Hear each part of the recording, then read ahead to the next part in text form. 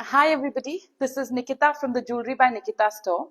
Here I am live today answering to all the questions that you guys asked us over the last few days. So let's get started right away. So the first question that I have here is, what are the best kind of tali chains that don't prick or irritate? So when it comes to tali chains, this is something that you wear every day, right? So I always suggest that comfort is the key. So you need to make sure that you're picking something that is comfortable for you, that is light in weight for you. And I swear by this chain called the snake chain, which is a machine made chain. Let me explain a little bit about what a machine made chain and what a handmade chain is. So initially, back in the day, people would only use handmade chains that were heavier in weight. But right now, you can opt for a machine made chain where the finish and make is so fine that you don't have the small fine lines of gold coming out of it. Here's another machine made chain. The context to this is that because when you pick a handmade chain, what happens is a handmade chain is generally made using thin gold, fine gold wires that are either twisted or tied together or like made into a rope. So what happens with this is over time they either break or small tiga, you call them tiga, like those small fine lines of gold come out. So when they come out is when it gets very uncomfortable, it pricks you or it gets very irritating. So it's always better to select like a machine made chain. I really, like I told you, I swear by this chain called a snake chain, which is completely finely finished and you won't have any irritation when you wear it. Then we got a lot of questions about lab grown diamonds, and I would like to break it down to you. So, one of the first questions that I have about lab grown diamonds is, are your diamonds lab grown diamonds? So, no, we do not use lab grown diamonds at Jewelry by Nikitha. We only use naturally formed Belgium cut diamonds that are of the superior most quality. Then a few of you asked us how to identify whether the diamonds are original or lab grown. So with naked eye, you really can't tell what is real and what is lab grown. That is because lab grown also has the same chemical composition as a real diamond. But with time, there are a lot of machinery, like a lot of testing devices, scanners that have come into place where you put the diamond and you know what is lab and what is a natural diamond. So back then, these machines were only in testing companies because they were a lot more expensive. But now the cost of these machines has also come down. So a lot of jewelry stores also carry these machines. So, we can show you the difference between what is real and what is not. Then another question that I have here is, what's your take on lab grown diamonds in general? So according to me, a lab grown diamond is nothing but a synthetic diamond. That is something made in a factory, right? So any day for me, something that is natural has a more better value than something that is made in a factory. Um, Coming to that, initially lab grown diamonds were somewhere around 60% of the cost of a real diamond. But right now, the price of lab grown diamonds has fallen down to 2 to 3%.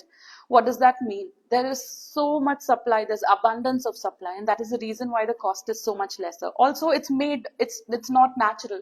That is something that is made, so there is no end to it. It's not rare. You can make how much ever of it, so there's definitely no value. Even if it has a little bit of value right now, with time I feel it's only going to become like Swarovskis or CZs. And another question I have about lab grown diamond is, what is the difference between natural and lab grown diamond? Is it worth buying a lab grown diamond? So, talking about the worth, if you're looking for some CZ jewelry or an American diamond or a Swarovski jewelry, sure, lab grown is a better alternative. But if you're looking for diamond jewelry, definitely do not. It's a big no for me. I would not suggest. And also, investment wise, if you were to see, definitely a natural diamond has a lot more resale value than compared to a lab grown diamond. Then, my next question is, what is the difference between a normal pearl and mother of pearl? So, pearls are basically formed in oyster shells. Pearls are formed when there is an irritant in the shell. Like it could even be a small grain of a sand, but the calcium forms around it and it becomes into a pearl. Now, what is a mother of pearl? Here I can show you an example. Here I have these three pearls that are naturally formed. Pearls can be formed shapeless, they can be formed round or oval or in any shape. But the mother of pearl is something that is formed on the shell of that oyster. So basically, it's like a flake, and that can be cut or carved into any shape that you want. The chemical composition is again the same. It is again the same calcium that is there. It's just that the pearl forms around an irritant. This forms on the shell. It's a layer of the shell. Price wise, if you were to say, definitely a pearl that is formed has more value than the mother of pearl. Here I have a question that actually a lot of people in the store, like a lot of my customers or clients, have also asked in the recent past. What is the difference between Kundan work and polki in jewelry? And what is the price difference between the two? So when you talk about Kundan, there are two things to it. There's Kundan stone and there's Kundan work. Basically, a Kundan stone is nothing but a piece of glass. It's just a piece of glass put into work on wax. Basically, it's put on wax with a foil, a colored foil, and there's gold put onto it. That is a Kundan stone. Again, Kundan work is something where there's a gold frame. Then we put wax. You can also put real stones on it, and then you finish it with 24 karat gold. So basically, Kundan work is this. So this is basically, there's a frame, there's wax, and then there is a polki or an uncut diamond on top of it, and it's finished with 24 karat gold foiling on top. Now the same workmanship is also done using a glass stone, which we don't use at Jewellery by Nikitha, but that is also called a Kundan. Now as opposed to that, this is polki work. So in polki jewelry, you don't generally use wax. It's like empty from behind. So this is how polki jewelry looks, and this is how Kundan jewelry looks. In Kundan jewelry, there is usage of wax. Then I have a question. What is the difference between polki and flat diamonds? So polki and flat diamonds are nothing but they're the same. The stone is the same. So basically it is the raw form of a diamond that's like a flat diamond. That is like a flake or a raw flake of a diamond. So here we have flat diamonds where you can see they're transparent. They will have a cut only on the sides. So there is no reflection because it's just cut into a flake. When the same flake is finished with a silver foil underneath that, the light reflects through that and it looks like this. So basically flat diamond and polkis are the same stone, but we use a silver foil behind it for the reflection, for it to look brighter this way, and that's when we call it a polki. Then I have a question. Once emeralds or rubies are embedded into jewelry, it's difficult to know how pure they are. Is this true? Yes, definitely it is difficult to know how pure they are once they're set in jewelry. So what happens is that, like, when you have a loose stone, you can look at it from all the sides. You can look for inclusions in it. You can look for breakages in it. You can look for damages. You can look for the color. You know the true color of it. You know the true reflection of it. But once it is embedded into jewelry, it is very hard to know the color because, see, there is this kind of workmanship, which is Kundan again. It's closed from behind. So there is no way you can gauge the color of this stone. Then even if when you look at these stones, if there is some inclusion or cuts on the side, you would not know because of the kind of setting. This is channel setting. Either with the prongs it will be covered, with the setting it will be covered, or if there's a backing behind, if there's a gold backing behind, you would not know. So definitely you can vaguely tell the quality, you can vaguely tell the size, but with that is also with a lot of knowledge, like a lot of practice. But it is highly impossible to gauge and tell you what is the exact quality and the exact size of that stone if it is already set in jewelry. Then I have, how do I know the price of gems, their purity and their right value? So gems, like diamonds, can also be based on color, their clarity, their cut or size, and also their origin. When I talk about the color, color is when how pleasing is the color. Let's take an example of an emerald. So how pleasing is the color? Is it very dark in green? Is it like blackish in color? Is it very vivid green? Is it very bright? So the color matters. If it is too dark, it has a lesser value. If it is too light, also it has a lesser value. It should be very pleasing in green. Then I was talking about the clarity of it. So as gemstones are all real gemstones, they're naturally formed, they're real stones, they are bound to have inclusions. So it also depends on how bad, how many cuts are there, or how many black spots are there, how clean is it. The cleaner the stone, the more the value. Again, size also matters because these are all naturally occurring stones. If it is a smaller size, it's easy to find as opposed to something very big. So a bigger stone is again rare. So bigger stones generally have more value. Then the most important is origin. So all these stones have an origin. Now let's start with emeralds. Emeralds can either be Colombian, they could be Zambian, they could be Afghani, they could be Russian, or a lot more.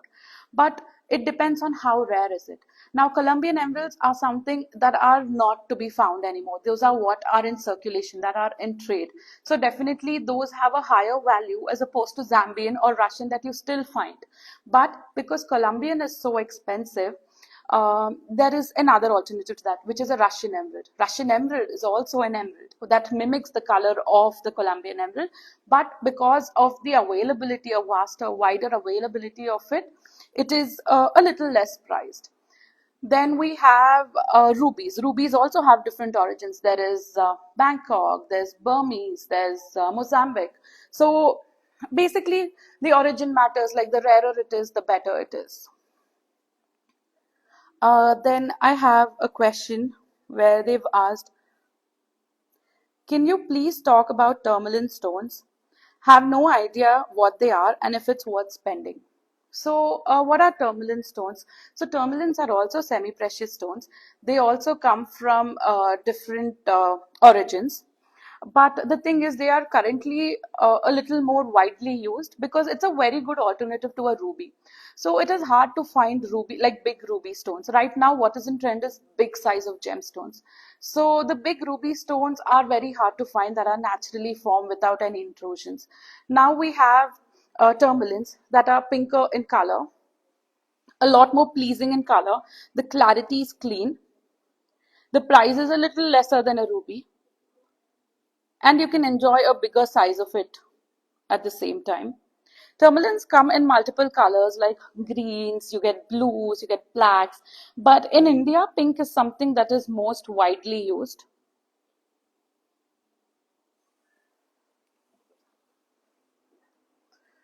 So this was about tourmalines. Know about the value of it, again, that also depends on the clarity, the cleanliness, the finish, and all of that. Then I have, what are the most popular pearl jewelry styles and trends? So some of the most popular jewelry styles and trends are basically that have been in the fashion or in the industry for a very long time. One could be Satlara. This is the Nizami style Satlara. So this is something very popular and that has always been in trend. That's a classic. Then pearls are very widely used in concepts like this, which is Gottapusulu. This is typical of Telangana. Then pearls are also used in layered necklaces like this. That is again very unique.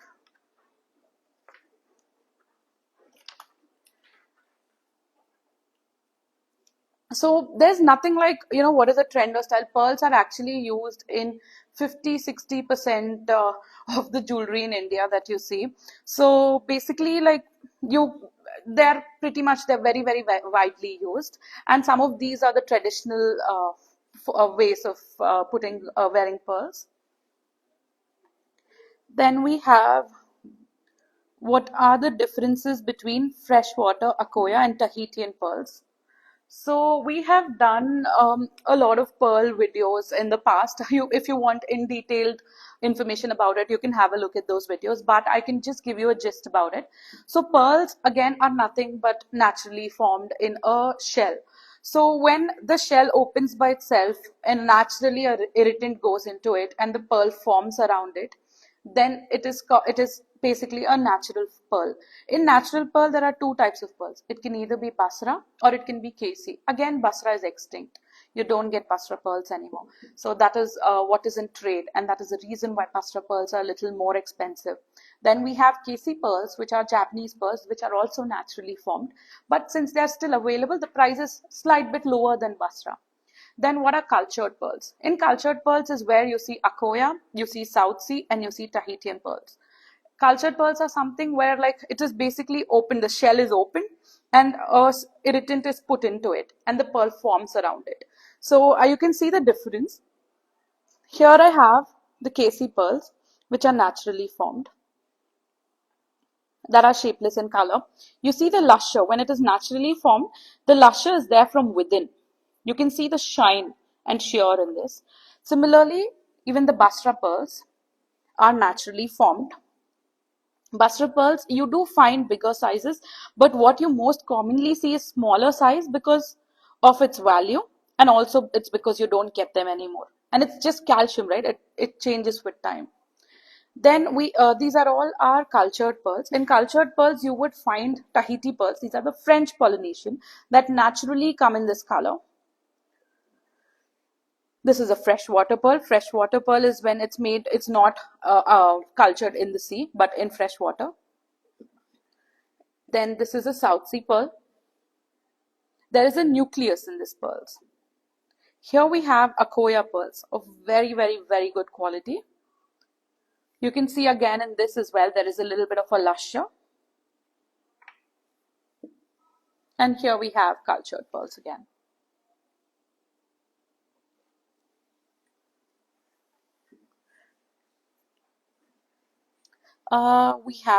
Next we have is, which few pieces from your collection do you think are truly unforgettable and worth treasuring? So I feel pieces that you should treasure should be something that is very unique and rare. Here, I just wanted to show you, like I want to talk about one kind of workmanship, which is KGF workmanship. So in KGF workmanship, what happens is it's all done in 22 karat gold. There's very light wax and it's made using Burmese rubies, rose cut diamonds, and Zambian emeralds. I would highly recommend such jewelry is because the workers that make this jewelry are very, very, very few that you only find in the southern belt. I would say there are very few families that are still making this work or still doing this work. So it is very hard, like in the future generations, it's very hard to find these pieces. It takes months, it's very laborious, it takes a long, long time to make such pieces. And with time, you will definitely, there'll be very, very, very few, like a lot more fewer people who will be able to do something like this. So I would say pieces like these are to be treasured, pieces like these are to be passed on generations to generations because the value is only going to increase with time. And apart from that, like if you were to ask me for any other normal, like general pieces that can be treasured with time would be the classics like Castle Harem or Gottapusulu or Mango Harem for that instance, because these, like coming from a South Indian family and, like basically, that from the time a girl child is born, we collect jewelry for that girl, right? And it starts with Castle Harem, it starts with Mango Harem, it starts with Gottapusulu. Like these are pieces that are passed on, these are pieces that we cherish over time. These are not pieces that we remove. And that is the reason why I generally suggest these pieces. And they want to ask about tourmaline. So is it worth the investment or is it something that you can put your money onto? So tourmalines, when it comes to gemstones, like again, tourmalines are also naturally formed. It is semi-precious, but it is naturally formed. Investment-wise, if you were to look at it, the thing is, it's a lot cheaper than rubies.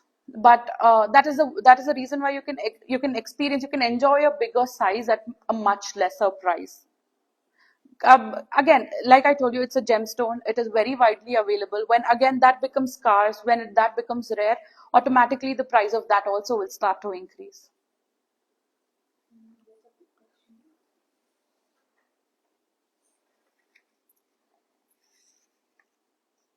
Then we have what are the must-haves from your collection that masterfully balance classic and traditional elements? I have two pieces here. So we have these two. This is all fusion jewelry. So here we've used very traditional motifs like elephants that have diamonds and polkis. At the same time, we've paired it with Casalo. So we feel like it's a beautiful balance and blend between two different concepts, which is modern yet traditional. Similarly, here we have Kundan along with gold fusion work. This is also a nice mix of traditional and Kundan. Then I think somebody asked us, what do you have for menswear jewelry? So we like menswear jewelry. I feel like you can pick up good platinum chains or bracelets because platinum is not something that is so bright in yellow. A lot of men nowadays don't want to wear something that's too flashy. So platinum is a lot more subtler, and that is something they can easily wear on a daily basis. And even the gold used in it is more like it's a lot more duller. It's rose gold. Again, for menswear jewelry, you can find a lot of brooches. Definitely, like you can wear them with any sherwanis or suits or anything like that. For menswear jewelry, you can also find buttons like these that can be put onto sherwanis.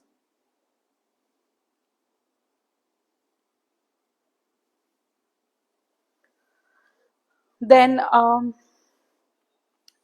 there's no end to it. A lot of men, like nowadays, we can even do big South Sea pearls with a puligoro pendant for men. Any big size of pendants look good for men. So it depends on your occasion, but there's a lot of jewelry for men as well.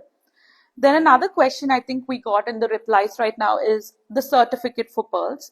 So you do get a certificate for pearls when it is a natural pearl like Basra or KC, but even the certificate will not classify it as Basra or KC. The certificate will only classify them as either natural pearls or cultured pearls. So this is what we had for you guys today. Thank you so much for watching us. Thank you so much for supporting us. If you have any more questions, please feel free to DM us and we will reply to you instantly. And like always, thanks a lot for always supporting us. Thank you.